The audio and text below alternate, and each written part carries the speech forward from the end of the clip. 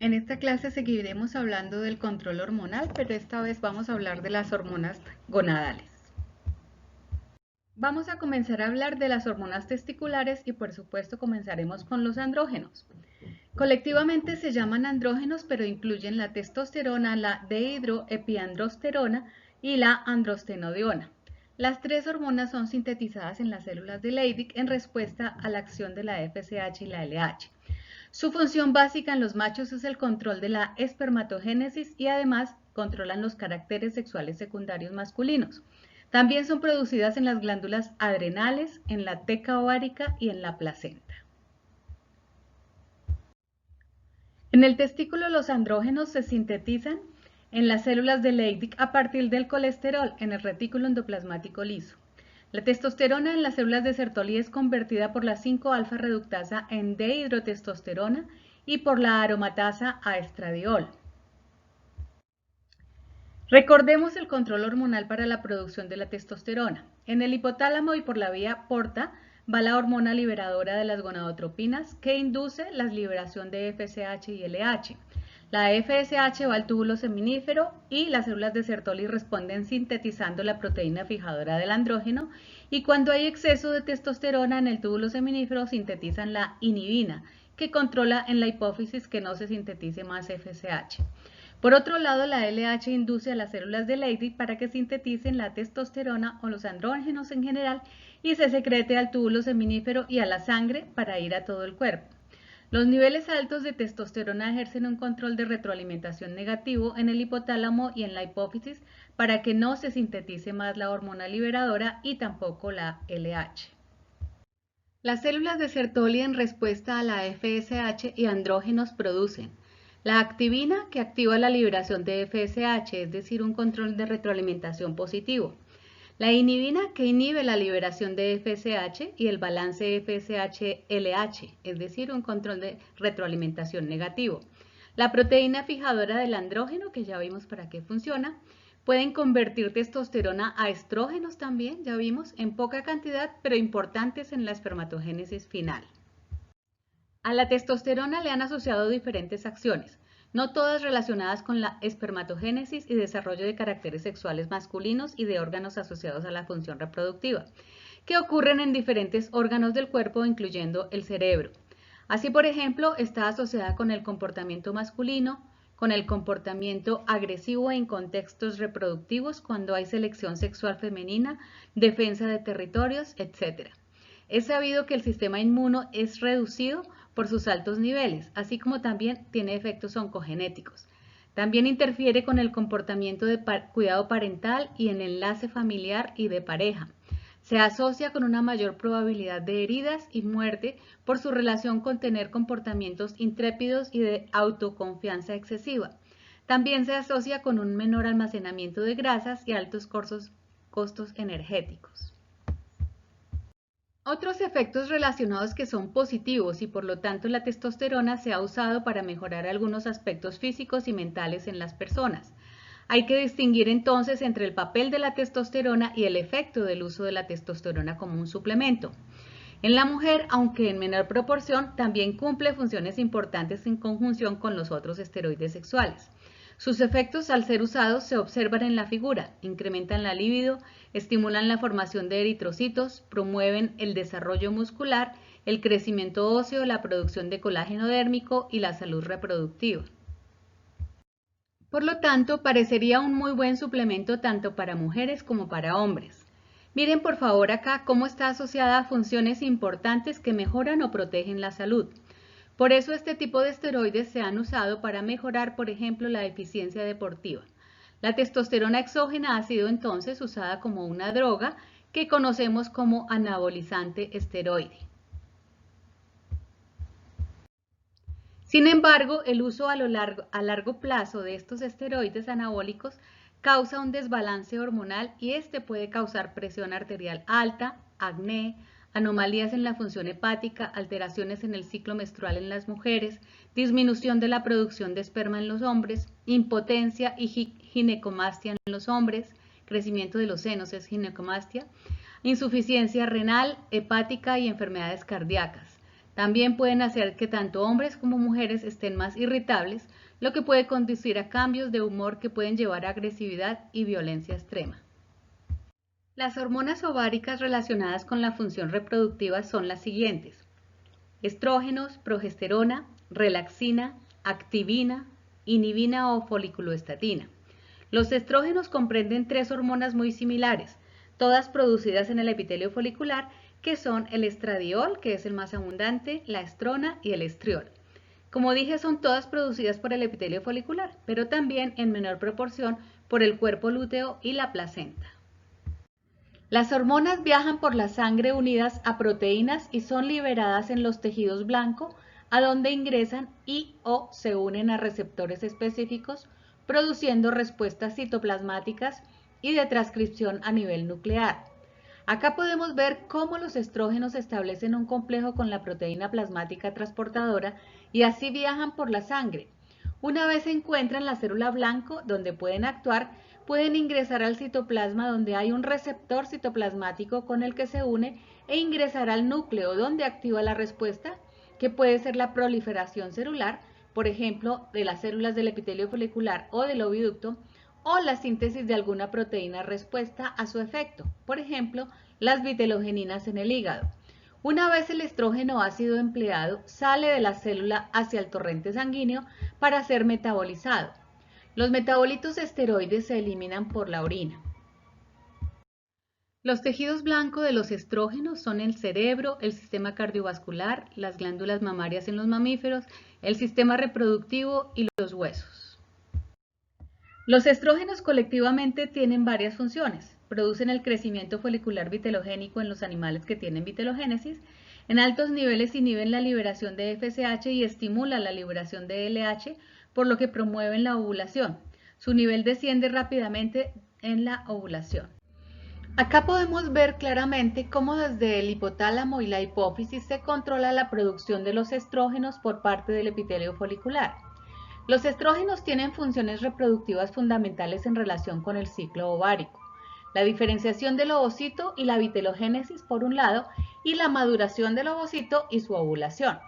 Para la vitelogénesis, recordemos que los estrógenos van por el torrente sanguíneo al hígado, donde activan a los hepatocitos para la producción del vitelo del huevo, que es una fosfolipoproteína. La vitelogenina, que sale del hígado, va al plasma sanguíneo y llega al ovario, donde por endocitosis mediada por receptores forma progresivamente las plaquetas vitelinas.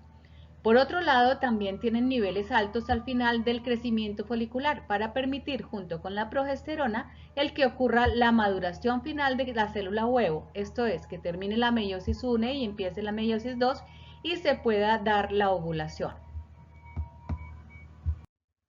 Estimulan el desarrollo de los órganos reproductivos, específicamente la preparación del oviducto para la cópula, la fertilización, el transporte de los embriones hasta el lugar de la implantación en los vivíparos o el encascaramiento o formación de las gelatinas del huevo en los ovíparos y al final de la gestación en la preparación del oviducto para el parto o la oviposición.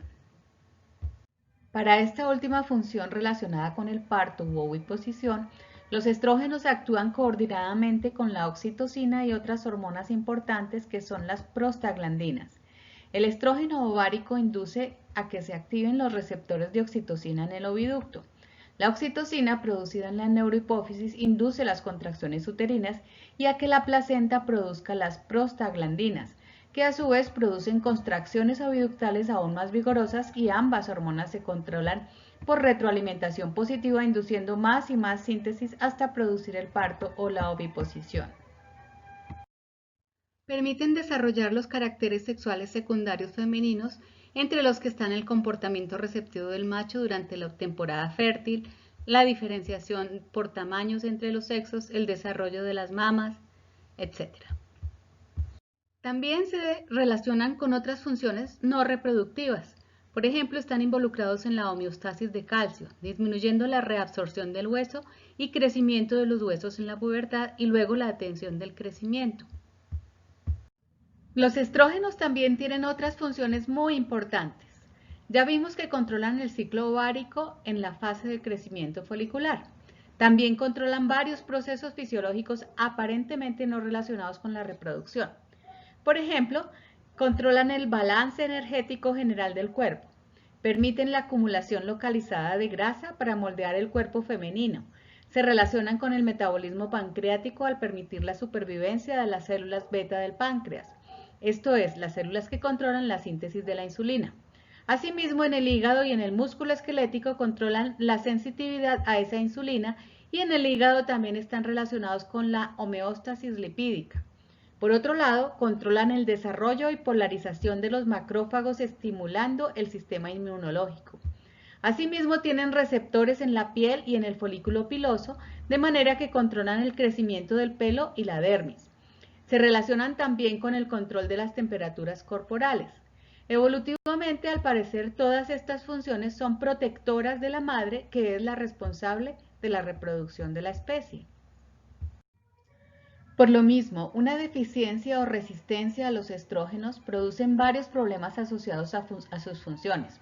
El balance energético se altera y por tanto viene la obesidad, que se suma a que la localización usual de las grasas cambia y ahora son más viscerales y abdominales. Las células beta pancreáticas se alteran y la probabilidad de desarrollar diabetes tipo 2 es mayor. Igualmente, el desarrollo de resistencia a la insulina y el manejo de las grasas en el hígado hacen que se forme el hígado graso. Igualmente, la disminución de la eficiencia del sistema inmunológico hace que se desarrolle inflamación generalizada, adiposidades y arteriosclerosis. Acá pueden ver un resumen de lo que acabamos de mencionar. Todas estas funciones están reguladas por los estrógenos. Su deficiencia en la menopausia, por ejemplo, puede causar en algunas mujeres algunos de estos trastornos. Los estrógenos también son producidos de manera normal en el hombre por el mismo proceso que son convertidos en la mujer, es decir, a partir de los andrógenos, la enzima aromatasa la producen las células productoras de los estrógenos y ejercen papeles bien localizados. Por ejemplo, en los túbulos seminíferos, las células de Sertoli producen estrógenos indispensables para obtener espermatozoides viables. En tejidos diferentes a los reproductivos, los estrógenos se pueden producir en la piel, en los adipocitos, en el hígado y en el cerebro y modulan con la testosterona algunas funciones de manera normal. Sin embargo, concentraciones altas de estrógenos de manera anormal en el hombre pueden producir efectos como los que pueden ver en la figura: una fatiga constante, un incremento de las mamas o ginecomastia, agrandamiento de la próstata que puede llevar al cáncer prostático, pérdida del tono muscular, riesgo de disfunción eréctil y disminución de la libido, incremento en el tejido graso general, pero especialmente en la región del pecho y abdominal, incremento de la posibilidad de problemas cardíacos e infarto. Pueden darse por una andropausia extrema o por excesivo contacto con exoestrógenos ambientales. Otra hormona importante es la progesterona, que es producida por la teca del folículo preovulatorio en poca cantidad, el cuerpo lúteo y la placenta en alta cantidad. Inhibe las contracciones oviductales y esto permite que se mantengan los embriones o los huevos durante la gestación. Induce el crecimiento de la mucosa oviductal para la fertilización, la implantación de los embriones, la producción de las envolturas de los huevos, ya sea cáscaras y gelatinas según sea el caso. Tiene un control de retroalimentación negativo de la LH. Su nivel cae si no hay fertilización o se mantiene si la especie es vivípara y la hembra quedó gestante.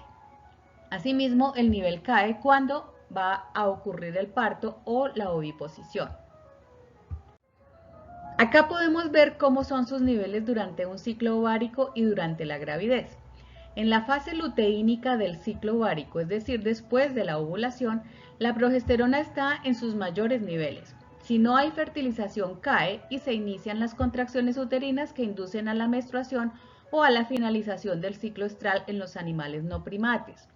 En el caso de los vivíparos se mantiene elevada durante toda la gestación para el desarrollo de los embriones o fetos y sus niveles caen justamente antes del parto. En animales ovíparos estará alta mientras se da la fertilización, si son de fertilización interna, y se forman las envolturas del huevo. Su nivel cae para que ocurra la postura. Cuando llega el tiempo del parto o la oviposición, ya habíamos visto esta secuencia, el balance estrógenos-progesterona cambia. Ahora los estrógenos van a elevar su nivel mientras que la progesterona baja. Esto estimulado por el crecimiento fetal y subsecuente distensión del oviducto. Al bajar los niveles de progesterona se inician las primeras contracciones oviductales que inducen a que el feto se localice contra la vagina y se crea una presión que es detectada por el sistema nervioso y por tanto se secreta desde el hipotálamo hacia la neurohipófisis la oxitocina, que induce más contracciones oviductales. Además de las funciones ya vistas, la progesterona prepara el oviducto para recibir el huevo o el embrión mediante la secreción de glándulas oviductales y de la mucosa vaginal. Igualmente está relacionada junto con los estrógenos en la transferencia placental de nutrientes en los vivíparos placentotróficos. Efectos no reproductivos y muy importantes asociados con la función del sistema nervioso central es que ella controla centros depresores que calman, inducen al sueño y adicionalmente incrementan la libido. Por otro lado, y en relación con el metabolismo, reducen la acción de mineralocorticoides en los túbulos renales, así como también niveles de colesterol de los dos tipos, LDL y HDL, y están asimismo relacionados con el aumento de las concentraciones de insulina y con el depósito de lípidos.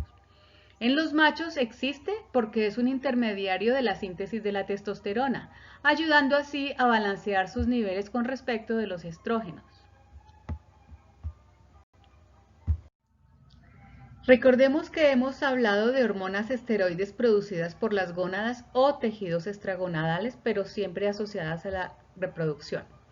Miremos cómo los esteroides derivan todos del colesterol. No solo son hormonas esteroides sexuales, también pueden ser mineralocorticoides o glucocorticoides, estos producidos en la corteza suprarrenal o su equivalente en no mamíferos, y las hormonas esteroides sexuales o reproductivas. Mire por favor que están en una vía de síntesis y son muy similares entre sí. Ahora veamos que el ovario también puede producir hormonas no esteroides. Por ejemplo, la relaxina. La relaxina es una familia de péptidos de la superfamilia de la insulina. Es producida en la última fase de la gestación por el cuerpo lúteo, la placenta y las glándulas mamarias.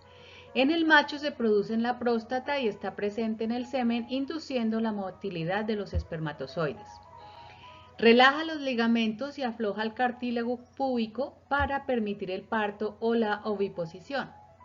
Una vez actúa la oxitocina durante el parto, la relaxina es secretada y se comienza la dilatación del canal del parto o de la oviposición para permitir la salida del feto o del huevo. Es un potente vasodilatador y agente antioxidante, por lo que también controla la función cardíaca durante el último trimestre de la gestación y por estas mismas cualidades está siendo utilizado como un fármaco. Entonces, en el ovario, las células de la granulosa en respuesta a la FSH producen la activina, que activa la liberación de más FSH, la inhibina, que inhibe la liberación de la FSH y entonces contrarresta el balance FSH-LH. Pueden convertir testosterona a estrógenos que tienen muchas funciones, pero la más importante en el ciclo ovárico es el control del crecimiento folicular hasta la ovulación. Producen la progesterona, que se sintetiza por el estímulo de la LH y permite que los huevos o embriones permanezcan en el oviducto hasta cuando no haya más estímulo de la LH. Sus niveles caen para que en conjunto con otras hormonas, como la relaxina producida en las células del epitelio folicular también, permitan la relajación del cartílago púbico para la oviposición o el parto. Con esto concluimos esta parte del control hormonal con la descripción de las hormonas producidas en las gónadas. Muchas gracias.